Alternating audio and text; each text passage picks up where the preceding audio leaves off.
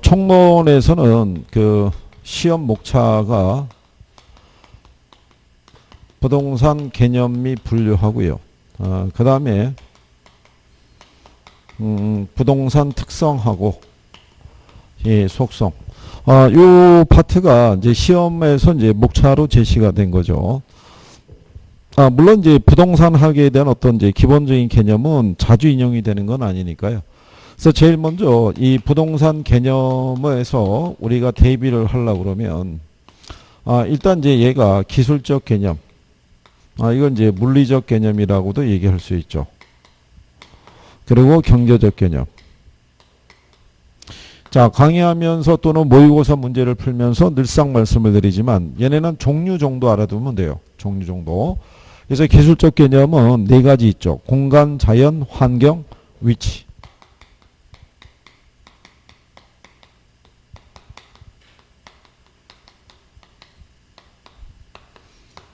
예. 그래서 이제 거기 자료상에서는 기억이라고 되어 있는데 기억이 환경이 들어가면 되고요. 그 다음에 자산,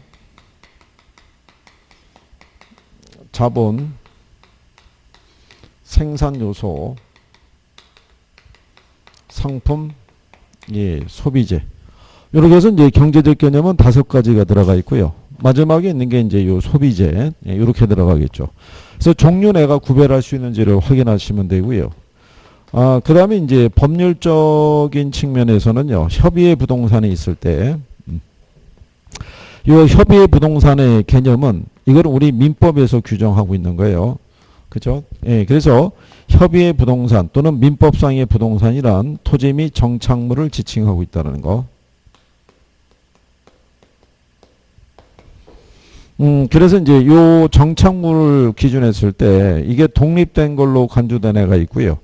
또는 일부로 간주되는 애가 있을 때 시험상에서 활용할 수 있는 거는 독립된 걸로 간주된 애들이 뭐가 있는지, 예, 그거를 이제 구별할 수 있는 게 필요하더라. 그래서 이제 거기 교재상에 이제 명시를 해놨죠. 토지와 독립된 것을 했을 때 건물, 소유권 보존 등이 된 임목, 명인 방법을 구비한 수목, 예, 이런 것들에 대한 종류 정도는 예, 구별이 되셔야 된다는 거. 그래서 그 다음에 이제 광해의 부동산에서는요. 얘는 이제 협의의 부동산에다가 준부동산을 합한 개념이죠.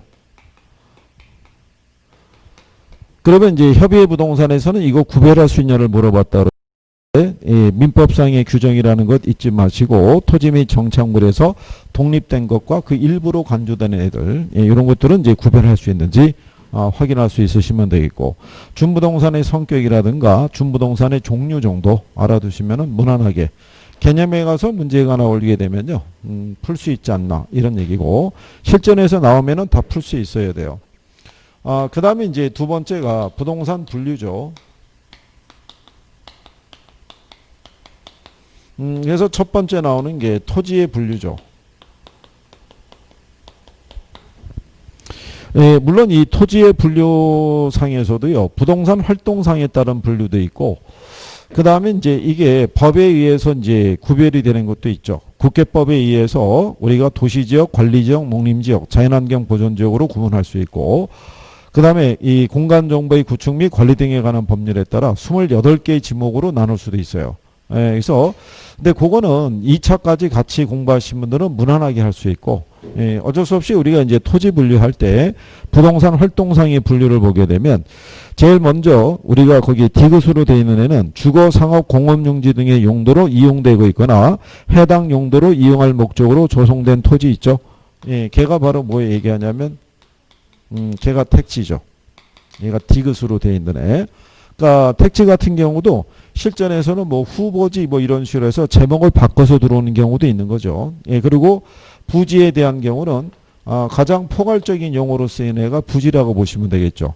그러니까 얘는 이제 건축 용지로만 쓰이는 것은 아니고요. 수도용지나 철도용지 같이 건축이 제한되는 용도의 이 바닥에 제공되고 있는 토지가 부지다. 이렇게 생각을 하셔서 부지 개념도 알아두셔야 되겠고, 그 다음에 이제 상대적인 개념에서는 후보지하고 그 다음에 뭐가 있어요? 이행지. 그래서 이제 후보지는 용도 지역 간에 전환이 되고 있는 전환 중인 토지를 우리가 이제 후보지라고 그랬고, 이행지는 용도 지역 내에서 세분화된 지역 안에서 이제 용도 변경이 진행되는 토지를 우리가 후보지라고 얘기했어요. 그래서 얘는 지역 간에, 얘는 지역 내에서. 그래서 이제 이행지 개념을 얘기를 했을 때요. 공장 가동률이 저하가 돼서 공장 용지가 상업 용지로 용도가 변경이 되는 거는 이행지 개념이다. 이런 식으로 해서 우리가 문제로도 확인을 해본 거죠. 그래서 후보지 이행지를 내가 구별할 수 있는지. 그 다음에 이제 필지하고 이제 획지가 구성이 되어 있을 때요. 자, 법의 규정에 있어서 소유권이 미치는 범위와 한계를 구분해 주는 거. 그죠? 그게 바로 무슨 개념이냐면 필지. 그래서 얘는 등기 또는 등록 단위가 된다는 것 있죠? 예, 그래서 그거 기억하셔야 되겠고. 얘는 가격 수준을 구분하기 위한 개념이다라고 얘기를 했어요. 그래서 제목이 나오면 이가 무슨 용어다라는 것들이 구별이 될 수 있어야겠고요. 예, 그 다음에는 포락지라고 그래갖고요. 얘가 한 2번 정도 답으로 나온 적이 있어요. 그죠? 원래 논밭으로 쓰였는데 지금은 지반이 절토되어 무너져 내린 토지. 그러니까 물이 흐르고 있는 땅으로 바뀐 거를 포락지라고 얘기를 했고요. 예, 그 다음에 이제 나오는 게 맹지 이렇게 구성이 되어 있는데 우리가 맹지라는 것은요. 주변 도로 또는 타인 토지에 둘러싸여서 도로하고 접속된 면을 가지지 못한 토지를 맹지라고 그러죠. 근데 의외로 지문으로 잘 들어와요. 그럼 왜 그러냐면 오지선다가 주어져 있을 때 1분 안에 풀어야 돼요. 그러니까는 이제 응시자가 딱 봤을 때 이거는 뭐다 판단이 3개 지문까지는 바로 될 수 있어야 돼요. 나머지 2개 정도 갖고 풀어야 되니까. 그래서 이제 자주 활용해 주고 있다는 거. 그 다음에 이 소유권이 인정되지 않는 바다와 육지 사이의 해변 토지라고 그래서 리을 들어가는 거는 뭐 얘기한다. 그걸 우리가 빈지 얘기하죠. 이게 리을이죠. 빈지. 빈지도 예전에는 시험에서 잘 안 나왔었어요. 이게 이제 바닷가를 얘기를 하는 경우인데, 근데 근래 이렇게 나오게 되는 건 뭐냐면, 한 31회 정도까지 오면은 안 낸 데가 없어요. 다 내봤어요. 그러니까 이제 어쩔 수 없는 거예요. 예전에 안 내봤던 것도 쓰고 막 그럴 수밖에 없죠. 그래서 그런 개념이고, 작년 시험 문제의 답이 소지였어요. 그죠? 개발되기 이전에 자연적인 상태 그대로의 토지를 뭐라 그런다? 소지. 예, 그래서 그런 내용들 또 정리하시고 추가적으로 보면은 나지 개념도 알아두기는 알아두셔야 돼요. 그죠? 나지라는 건 지상에 건축물이 없고 지상권 등 토지의 사용 수익을 그죠? 제한하는 이 권리가 설정돼 있지 않은 토지를 나지라고 그랬고 표준지 평가할 때 나지 기준으로 평가한다는 거 예, 그런 것도 구별은 되고 있는지. 예. 그 다음에 이제 두 번째로 주택의 분류라고 되어 있어요. 그죠?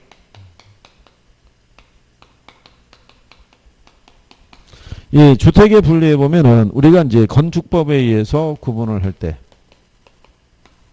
물론 여기에서는 단독주택하고 공동주택으로 이렇게 나눌 수 있었죠. 그래서 단독에 들어가는 게 단독주택도 있고 다중도 있고 그 다음에 다가구 그죠? 공간 뭐 이런 게 있었고요. 여기는 이제 아파트도 있고요. 연립도 있고 예, 그 다음에 다세대 그 다음에 기숙사. 예, 여기에서는 이제 지금까지 문제가 나왔던 건요, 다중만 문제로 답을 줬었어요. 그러니까 다중주택이라는 게 어떤 하나의 이제 고시원 뭐 이런 거 생각하시면 되고, 다가구라는 거는 원룸주택이라고 생각하시면 되겠고요. 자, 여기서 우리가 요렇게 해서 대학교 이름을 붙여가지고 같은 다가 들어가도 이제 구별을 할 수 있게끔 해드린 경우고요. 연립하고 다세대를 기준으로 했을 때 연립은 660평방미터를 초과하는 게 단위라고 얘기를 했으니까 예, 그런 정도 구별할 수 있으시면 되겠고요. 그래서 그 연립하고 다세대 주택이 주어져 있을 때요. 구분은 면적을 기준으로 했을 때 연립은 660평방미터를 초과한다는 개념이라고 이제 얘기를 한 거죠. 그래서 이게 이제 건축법에서 구분이고요. 그 다음에 이제 주택법에 의해서 거기 보면은 이제 준주택이라고 있어요. 얘가 이제 보게 되면은 건축법에 의해서 이제 공급이 되기 때문에 주거 형태를 주거의 용도로 쓸 수 있기 때문에 우리가 준주택이라고 얘기를 하고요. 얘도 규모는 국민주택 규모예요. 그래서 준주택을 얘를 시장이 공급할 때는 주택도시기금이 있죠. 예, 도시기금의 지원을 받아서 공급할 수 있는 주택이에요. 예, 그래서 준주택에 대한 용어를 알아두셔야 되겠고요. 그 다음에 도시형 생활주택이라고 있죠. 얘도 공동주택인데요. 얘는 주택법에 의해 가지고 얘는 분양가 상한제 있죠. 예, 적용 대상에서 얘는 배제되죠. 그러니까 분양가 상한제를 적용받지 않는다 이런 얘기죠. 이게 이제 시험에서 인용이 됐던 거죠. 그래서 준주택하고 도시형 생활주택까지는 용어상에서 정리는 되셔야 된다 이런 얘기죠. 예. 그래서 이제 이 개념하고 이제 분류상에서는 뭐 이런 내용 정도 아시면은 예, 무난하게 문제가 나와도 뭐 풀 수 있는 단초가 되지 않겠느냐 이런 얘기죠. 여기를 뭐 크게 벗어나거나 그러진 않아요. 근데 희한한 게 뭐냐면 보면 다 알 것 같은데 예, 문제로 나오면 참 쉽지 않은 거예요. 그게 단계가 있는 거예요. 공부하실 때 보면은 처음에는 무슨 말인지 몰라요. 근데 조금 지나면 무슨 말인지는 알아듣는 것 같아요.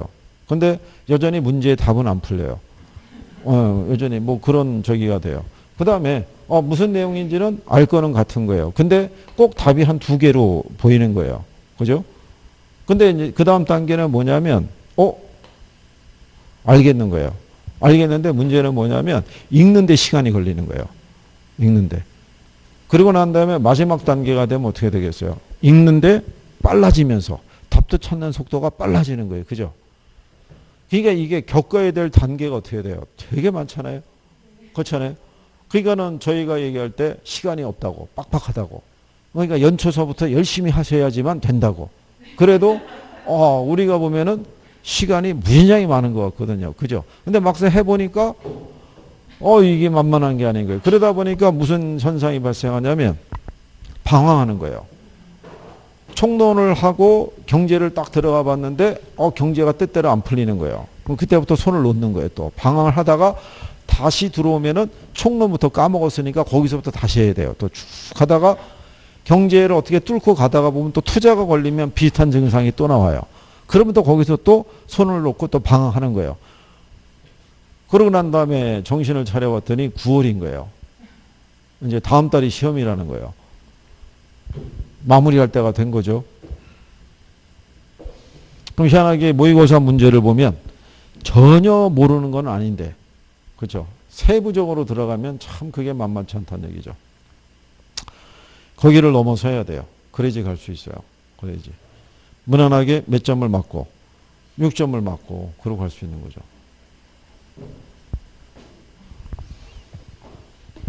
그리고 이게 뭐 오래 돌아다니는 소리가 뭐 민법이 좀 어렵게 나오고 개론이 좀 쉽게 뭐 이렇게 나오는 패턴이다, 사이클이다 그러는데, 그래서 민법 개론에서 많이 맞아갖고 민법에 꽂아야지 뭐 이런 전략을 세우고 있더라도 그거는 이렇게 생각하셔야 돼요. 개론이 80점 맞고요, 민법이 40점 맞고 합격하는 경우는 극히 드물어요. 거의 찾아보기 힘들어요. 이거 가을의 전설이라고 그러잖아요. 한 재작년 3년 전에는요, 이거 70점, 이거 50점 맞고 합격한 사람은 있어요. 얘가 쉽게 나왔을 때 딱 점이죠. 예. 근데 문제는 얘가 많이 맞았다는 것도 있겠지만 얘가 이 선까지 왔다는 것도 중요한 거예요. 얘가 어느 정도 받쳐주질 않으면 안 되는 거예요. 반대로 얘가 어렵게 나오고 얘가 쉽게 나올 수도 있잖아요. 그럼 얘가 어렵게 나와도 얘가 일정한 점수까지는 올라와 줘야 돼요. 그래야지 이걸 밸런스를 맞춰줄 수 있지. 한쪽에서 아무리 점수를 많이 맞아도 나머지 한쪽에서 뒷받침을 못 해주면은 소용이 없는 거예요. 그러면. 그런 거를 감안해서, 그죠? 그 다음에 이제 세 번째로 얘기하는 게 이 부동산 특성이라고 있어요. 부동산 특성에서는요, 토지의 자연 특성이 있고, 토지의 인문 특성이 있을 때, 시험은 주로 얘를 기준으로 내요. 자연 특성을. 자연 특성에서는 부동성하고 부증성하고 영속성이 있을 때 얘네 세 가지가 주요 특성이고요. 개별성하고 인접성은 우리가 기타 특성이라고 얘기를 했어요.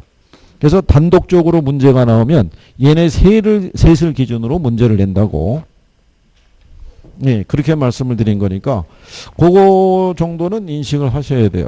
그래서 이 부동성이라는 거는 토지의 지리적 위치는 인간의 힘으로 이동시킬 수 없다는 거고요.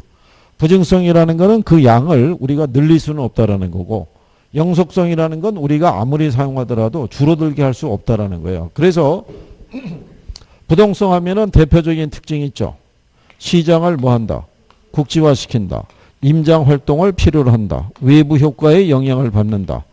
이런 특징적인 것들은 기본적으로 알 수 있어야 되겠고요. 부증성으로 인해서 물리적인 공급이 있죠. 얘를 증가시킬 수 없다라는 거. 그래서 토지 이용을 갖다가 집약한다라는 거. 그러니까 집약적 이용을 유도한다든가 뭐 이런 것들에 대해서. 영속성으로 인해서 얘는 소모되지 않는다라고 얘기했었죠. 그렇죠? 예, 그래서 물리적 감가상각에 대한 개념이 성립하지가 않고요. 그러다 보니까 다른 사람에게 임대를 줄 수 있어서 무슨 시장? 임대차 시장이 발달할 수 있는 근거가 되고 그래서 관리에 대한 중요성을 필요로 하게 된다. 뭐 이런 제목이 나오면은 거기에 관련된 특성이 떠오를 수 있어야 돼요. 그죠? 그래서 이 박스에 정리해 드린 거예요. 필요한 것만. 부동성 안에 들어가면은 자, 토지의 지리적 위치는 인위적으로 이동시킬 수 없다라고 해놨죠. 그리고 시장을 거기 보시면은 국지화 시킨다는 거죠. 미음에 보게 되면 예, 국지화 시킨다. 임장 활동을 필요로 한다. 외부 효과에 영향을 받게 한다. 이렇게 해놓은 거죠. 그래서 거기 미음에 들어가는 거는 국지화 시킨다는 거고요. 그 다음에 부증성에 의해 가지고 생산비를 투입해도 물리적 절대량을 늘릴 수 없다라고 돼 있죠. 그래서 토지 이용을 집약화시킨다는 거죠. 이 박스, 이 가로 안에 들어가 있는 거. 물리적 공급을 완전 비탄력적으로 만들어주고요. 영속성으로 인해 갖고 자 시간의 경과, 사용 등에서 소모되지 않는다라고 해놨죠. 그래서 물리적 감가상각이 발생하지 않는다는 거, 소유과 사용이익의 분리가 가능해서 임대차 시장을 발달하게 한다는 거, 그 다음에 관리가 필요하다라는 거, 그죠? 예. 이런 대표적인 것들이 나오면은 구별이 될 수 있어야 돼요. 그게 그래서 얘네를 중심으로 정리가 되셔야 돼요. 그 다음에 이제 토지에 무슨 특성이 있다고 그랬어요? 인문 특성. 자, 여기 있는 이제 부동성에서 주어지는 제약 조건을 완화시키기 위해서 등장을 한 게 사회적, 경제적, 그 다음에 행정적 위치의 가변성이라는 게 있다고 그랬고요. 이거는 여러분 시험에 한번 나왔던 거고요. 답으로. 그 다음에 부증성하고 연관되어 있는 게 뭐라고 그랬어요? 그게 용도의 다양성이에요. 그래서 시험에서 가끔 인용하는 게 뭐냐면 얘가 물리적 공급을 늘릴 수가 없죠. 예. 근데 용도의 다양성이 있어서 용도적 공급은 늘릴 수 있다는 거. 그렇죠? 예, 요 표현은 묶여서 잘 나오니까 그거 정도는 이제 구별이 가능해야 된다는 거. 그래서 이렇게 특성에서는요. 한 세 문제 정도가 통상 인용이 됐을 때 세 문제가 나오면 세 문제 거의 다 맞춰야 된다는 거. 예, 그게 필요하다는 것을 알아두시면 되겠고요.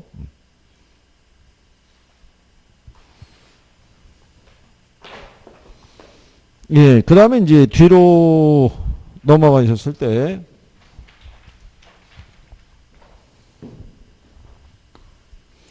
자, 경제론으로 들어가셔가지고요. 제일 먼저, 수요 법칙하고 공급 법칙에 대한 거를 기본적으로 얘기했을 때요. 자, 가령 예를 들어서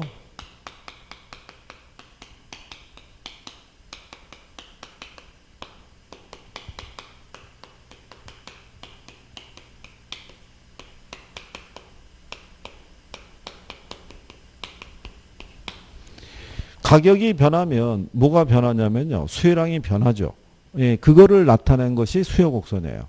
그죠? 그런데 그 곡선에 대한 거를 보게 되면 뭐 이렇게 되어 있죠. 여기가 뭐가 되겠어요? 가격. 여기가 수요량이죠. 자, 그랬을 때 이렇게 주어져 있었을 때 가격이라는 것이 이제 뭐 하냐면요. 상승을 하게 되면은 그죠? 가격이 상승하게 되면 수요량이 어떻게 돼요? 줄어들죠. 얘가 상승할수록 수요량은 어떻게 돼요? 계속 이렇게 줄어들겠죠. 그죠? 그래서 이렇게. 근데 가격이 반대로 하락을 하게 되면 수요량이라는 거는 변하는데 이렇게 늘어나겠죠. 그죠?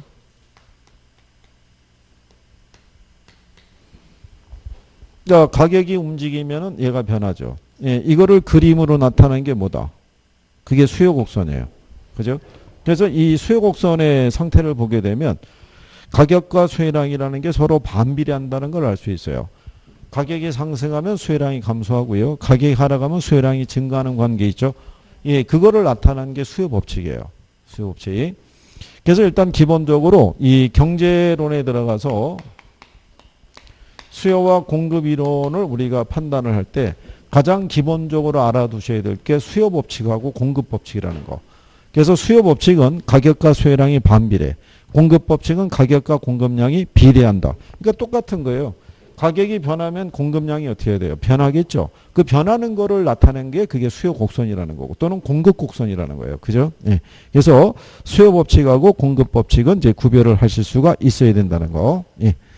그 다음에 이제 거기 보시면 4-2번에 수요량의 변화하고 수요의 변화 있죠. 수요량의 변화하고 수요의 변화를 구별할 수 있는 사람은 공급량의 변화하고 공급의 변화도 구별할 수 있어요. 그죠? 그러면 이게 이렇다는 얘기죠.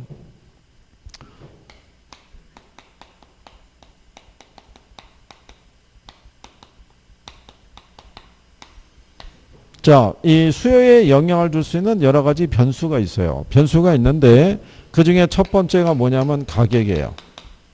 이 가격이 변하면 뭐가 변한다는 거예요? 예, 이 수요량 자체가 변화가 돼요. 그죠? 그거를 우리가 용어상에서 이걸 수요량의 변화라고 얘기할 수 있는 거예요. 그죠? 근데 가격이 아닌 애들이 변해도 뭐는 변할 수 있어요? 수요량은 변할 수 있어요. 그러면 걔들을 우리가 용어상에서 뭐라고 그런다? 예, 그걸 우리가 수요의 변화라고 얘기하는 거예요. 여기를 착각하시는 분들이 왜 착각을 하냐면 가격이 변해도 뭐는 변해요? 수요량은 변해요. 소득이 변해도 뭐는 변해요? 예, 수요량은 변하는데 뜬금없이 여기서 갑자기 수요량이 변화, 수요의 변화 그러니까 헷갈리는 거예요. 아니 여기서 얘가 변해도 수요량이 변하는데 왜 여기는 또 수요의 변화, 약속을 그렇게 정한 거다라고 보시면 되겠죠. 그래서 우리가 이걸 굳이 구별해 드리기 위해서 이렇게 해드린 거죠. 여기가 가격을 쓰기로 약속을 했고 여기다가 양을 쓰기로 했잖아요. 그죠? 예, 그랬었을 때 여기 있는 얘가 변하면 얘가 변할 거 아니에요. 뭐가 변할 수 있다? 수요량이. 얘가 변해서 얘가 변한 거를 이렇게 하나의 선에서 표시할 수 있는 거를 우리가 수요량의 변화.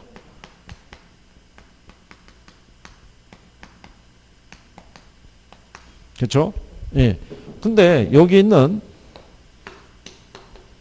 종축에 명시가 되어 있는 얘하고 관계없는 거예요. 제가 변화가 없는데도 수요량은 변할 수 있어요, 없어요? 변할 수 있거든요. 그러니까는 이 변화를 표시해 줄 때는 이 선에서는 변화를 나타낼 수가 없으니까 우리는 이 선을 새로 그려서 변화를 나타낼 수 있다는 얘기죠.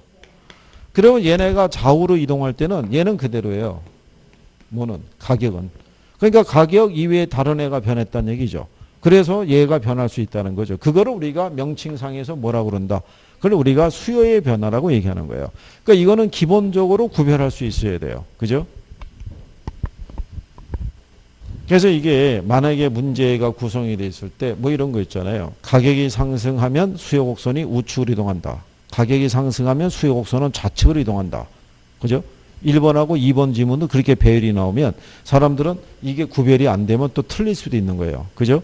가격의 변화에 의해서는 곡선이 좌우로 이동하지 않아요. 곡선이 좌우로 이동하는 거는 가격 이외의 요인이 변했을 때 발생할 수 있는 거예요. 그죠? 네, 그러니까 그 내용 관계는 구별이 되셔야 된다는 얘기예요. 무슨 말인지 아시겠죠? 예, 그래서 이제 그렇게 여러분들이 구별을 하시면 되겠고요. 그래서 거기 보시면 박스에 자 가격이 변화해서 수요량이 변하는 것 있죠. 이 변화는 이 곡선상에서의 이동으로 그 변화를 표시할 수 있고요. 그 밑에 나오는 수요 곡선의 이동이 발생한 애들이 있죠. 거기 원인으로 들어간 애들 중에서는 가격은 없어요. 그렇죠. 가격 이외에 다른 애들이 변하죠. 그러면 뭐가 이동하는 거예요? 곡선이 이동을 함으로써 그 변화가 표시돼요. 둘 다 뭐는 변하는 거예요? 수요량은 변하는 거예요. 둘 다. 그러니까 예, 그런 내용에 대한 거는 구별이 되셔야 되더라. 뭐 이런 얘기죠. 자, 그 다음에 우리가 이제 수요 변화 요인을 살펴보는 거죠. 자, 수요 변화 요인을 봤을 때, 자, 이런 얘기죠. 만약에 소득이 감소할 때 있죠. 수요가 감소하는 재화 있죠. 뭐라고 얘기를 해요? 소득이 감소할 때 수요가 감소하는 애. 우리가 소득이 증가할 때 있죠. 예, 수요가 증가하는 애 있죠. 그게 뭐라고 그래요? 이거 정상재예요. 소득이 감소할 때 수요가 감소하는 재화 무슨 재화? 같은 정상재예요. 둘 다. 이거를 왜 먼저 써드리냐면 여기서 혹시 여러분들에게 지문으로 활용할 수 있는 게 이거예요. 그러니까 왜냐하면 착각이 있죠. 항상 소득이 뭐 할 때 증가할 때 수요가 증가하는 재화만 우리가 배웠지 소득이 감소할 때 수요가 감소하는 재화에 대한 얘기는 들어본 적이 없다. 뭐 이렇게 나가는 거죠. 그런 거죠. 일반적인 정상재가 그거예요. 소득이 증가하면 내가 더 많이 소비하고 싶어 하지만 소득이 줄면 어쩔 수 없이 소비가 줄어들게 할 수밖에 없는 애예요. 근데 다시 내가 소득이 증가하면 다시 소비가 어떻게 돼요? 늘어나게 되는 재화가 그게 정상재인 거예요. 그래서 정상재에서는 이 표현에 대한 것 정도. 예. 그 다음에 또 하나가 뭐냐면요. 자, 이런 거죠.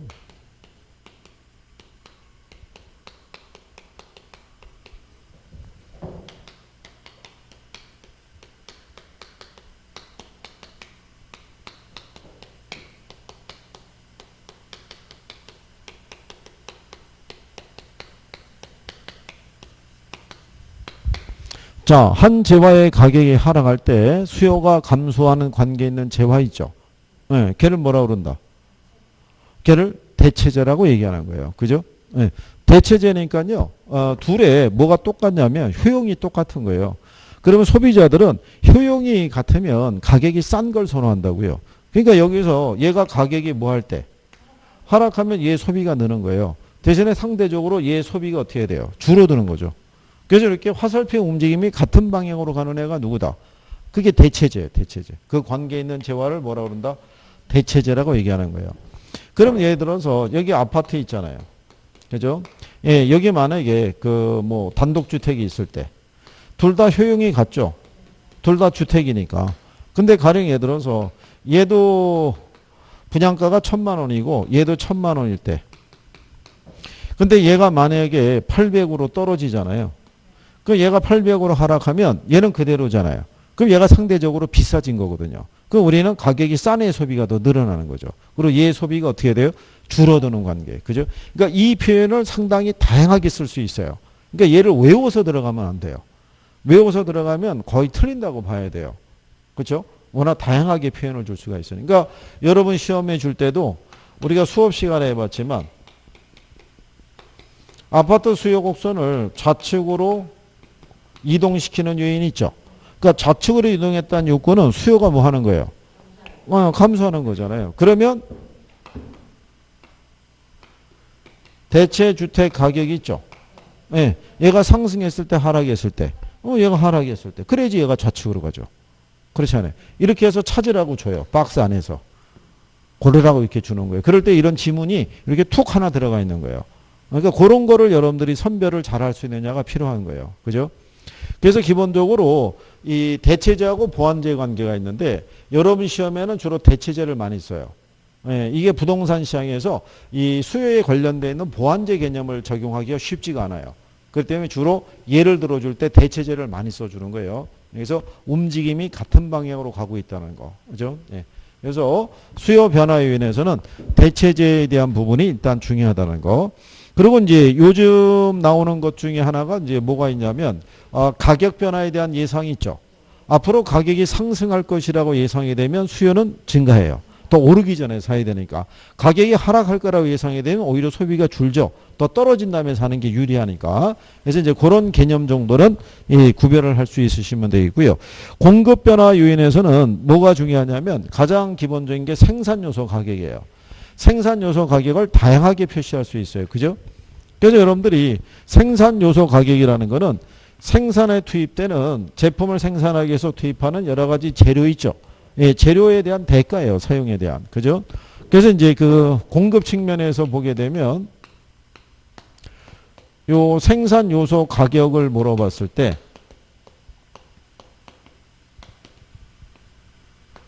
원래 우리가 생산 요소 그러면 토지, 노동, 자본 이런 걸 얘기를 해요. 그래서 우리가 이제 거기에 따른 부분에 했을 때, 뭐, 주택 건설용,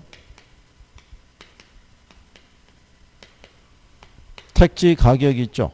뭐, 이렇게도 표현할 수 있고요. 건설 노동자에 대한 뭐, 임금. 그죠? 예, 그 다음에, 건축, 원자재, 가격. 뭐, 이런 애들이 실질적으로 이렇게 풀어서 들어오는 경우예요. 그래서 이게 상승하면은 생산 요소 가격이 상승했으니까 공급이 줄어들겠죠. 반대의 경우는 공급이 어떻게 돼요? 늘어나는 그런 변화 정도. 공급에서는 제일 많이 활용하는 게 이거예요. 생산 요소 가격의 변화. 그래서 이제 그런 걸 가지고 공급 변화 요인을 여러분들이 구별할 수 있느냐. 그거를 잘 살펴보시는 게 필요해요. 그죠? 이게 경제 논리도요. 가만히 보시게 되면 기본적인 개념이 정확하게 안 잡혀 있으면요.